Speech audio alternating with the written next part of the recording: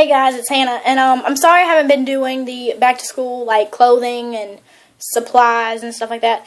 I have a day to go to school, like one more day before I go back to school, and I have just been swamped with a whole bunch of stuff, and I haven't really finished any. Well, I mean, I've almost finished. I still got to buy like 2 more things, which I wouldn't even show in the video anyway. But I just have to buy 2 more things that I necessarily need, and then I have to get my shoes. Because I ordered them offline, I think. And then I haven't done a supplies haul because I haven't bought supplies yet. And yeah, so this is going to be a video about me talking about books that I've read over the summer. I think I'm going to go ahead and get my school summer reading out of the way since that's the worst book I've read. And then we'll go and we'll save the controversial book for the end so I can rant and rave about it because, yeah, I tried to do this video once and I ranted like for 10 minutes, so sorry, but you're gonna have to hear the rant if you want to. I'll give it to you straight. Alright, so this is my first book that I read. It's not the first book that I actually started to read, but this is The 5 People You Meet in Heaven by Mitch Albom, something like that. Album, I don't know, I don't care, but for real. Okay, so this is like I said, school summer reading. I don't know why teachers are notorious for picking the most annoying, stupid, boring books for the summer. Like, for real. Okay, I'm going to go ahead and score this right now. It's a 2 out of 10. I really don't even think the book deserves a 2. But I'm going to give it a 2 because I'm nice. This book is just boring. Like, the title of it isn't even attractive. I mean, it is. 5 People You Meet in Heaven. I guess it could be. But for me, I was just kind of like, no, this is going to be a sucky book. And what happens? It was a sucky book. I had to make myself finish this book. I mean, it's short, thank God, but it's not my favorite book. No offense to the author, but, this book is not, no. It says New York Times bestseller. I don't understand how. And, like, I figured out that, they have a movie to this, and I really should have just watched the movie and pretend like I've seen. Maybe I'll watch the movie, because maybe that'll help me kind of understand the book a little bit better. But anyway, don't like this book. Just terrible, The second book that I read, I'm trying to pull up this other book that I have on here. Sorry. Okay, this other book that I read is The Fault in Our Stars by John Green. I know a lot of people talk about this. You've probably seen the movie. I'm kind of late in the game to get this, or to start reading it. I started reading in July, like, closer to my birthday. Then I kind of got just disinterested. Like, my thing with books is that it has to keep my attention the whole freaking time, or otherwise I get, like, 5 chapters in, I'm just kind of like, it's boring, and then I, go back, and it takes me, like, 5 months to finish a book, just because I have short attention span. This book, I got at least, like, chapter 15 before I was like, yeah, that's boring. And, decided to stop. When I first read it, though, I cried in chapter 2. I'm not afraid to admit it. I cried. I had a grandmother that died with cancer. And so it kind of, I'm not going to say it hit home for me, because, like I said, I don't know how that feels. But, like, the way she talks about her, like, her cancer is kind of similar to the way that my grandmother used to talk about her cancer and, like, what I saw. So I like the book just for that fact. Like, it did show the real deal like, it didn't show it, but it talked about it in a real way. So if you know somebody with cancer, if you've had somebody in your family with cancer, even if you have cancer, it's like a really good book.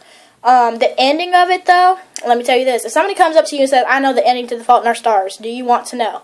You say no. Just say you'll figure it out if you want to read the book or watch the movie. I haven't watched the movie yet. I'm pretty sure I'm going to before I go back to school, hopefully. But yeah, I had a friend tell me the other day, like, before I finished this freaking book, I finished it this morning, she told me the end of it, and let me tell you, she was kind of vague with it. Like, you know how people are like, oh, something's going to happen, and they're like, what is it? Oh, well, she may or may not get hit with a bus. Like, really? Okay. So that's kind of what she did. So I kind of already knew what was going to happen, and it kind of ruined the ending for me. But I think if you go into it without knowing the ending, or without anybody, like, dropping you hints or whatever, it's a very good ending. And it probably would have surprised me a little bit more if I hadn't had asked or known. It's not the way that you would imagine this book to end. So, I like it for that reason. Here goes the controversial books. Okay. 50 Shades of Grey by E.L. James. And then I have another one. And then 50 Shades of Darkness by E.L. James. Okay. Or 50... why do I want to keep saying it's darkness? It's 50 Shades Darker. I'm sorry. And then I'm in the middle of reading 50 Shades Freed. Okay. Let me just go ahead and say it. I know a lot of people do not like to, oh, I haven't read 50 Shades of Grey or whatever.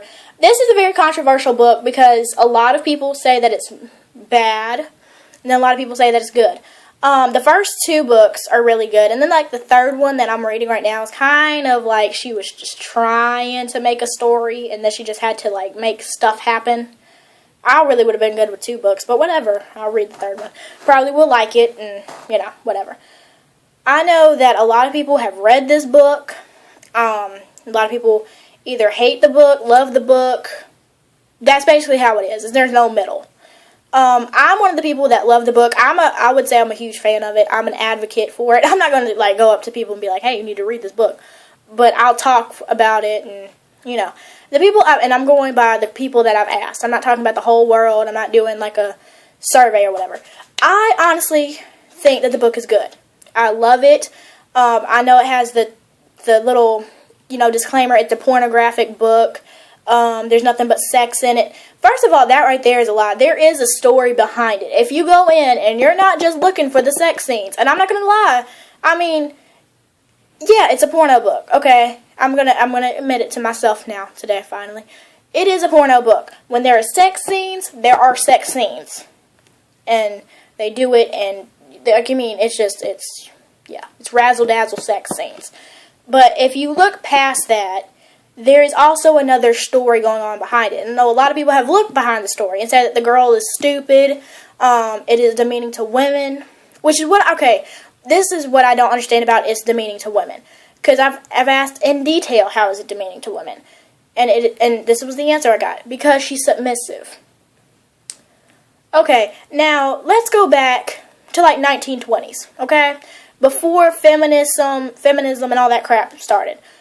What were the women? Okay, women were technically submissive. In a relationship, in girls' minds, the men are dominant. I'm not saying that the men tell you what to do completely. Like, I'm not for that. That's some stupid crap anyway.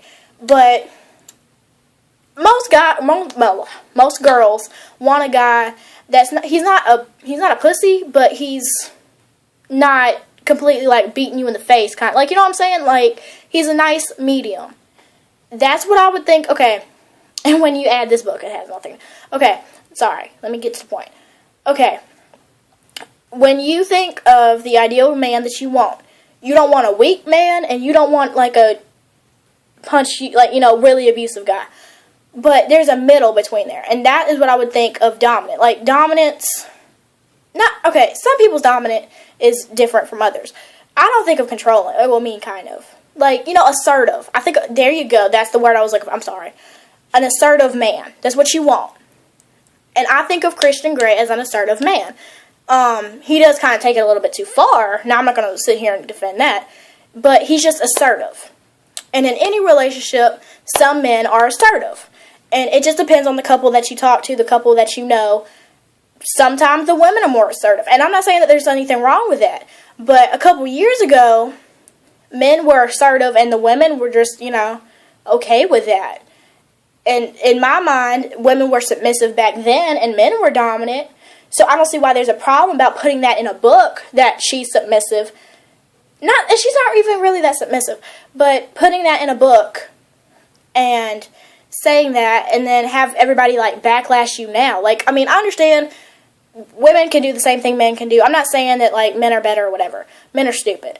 But in some kind of way, she's not even that submissive in the book. Even if it's even more effective in the second book. But she says, like, multiple times, I don't think I'm going to be able to be submissive. I don't think I can do everything that you want me to do. I think, I'm not going to be able to give you everything that you want. She ends up changing him to be, he's not submissive at the end of the book, but just saying, he's a little bit more, toned down. So, I mean, I don't understand what people mean by it's demeaning to women. And it might just be because I'm young. I don't get all the undertones in the book. And, I mean, you're just going to have to let me ride with what what I'm dealing with and what I'm saying, if that's the case. But I don't understand. So maybe somebody can help me, like, comment below, talk about it.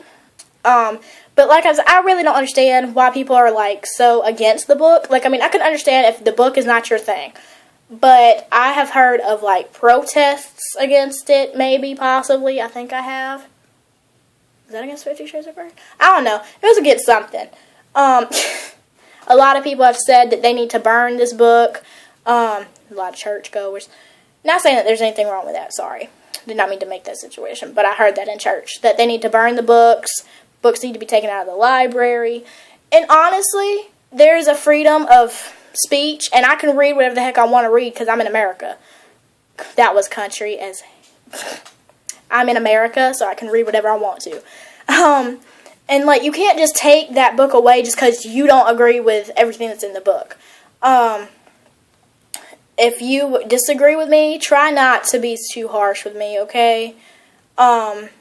You can say your mind, but just don't be too assertive or anything. Because, I mean, it is still my opinion, and I have a right to my opinion. You have a right to yours. So, you can comment below. Let me know if you agree with me, if you disagree, if you like the book, if you dislike a book, or any of these books. Comment below and let me know. And, yeah, so that was my long freaking rant. I'm sorry, guys. And I will see you guys in the next video. Alright, bye, guys.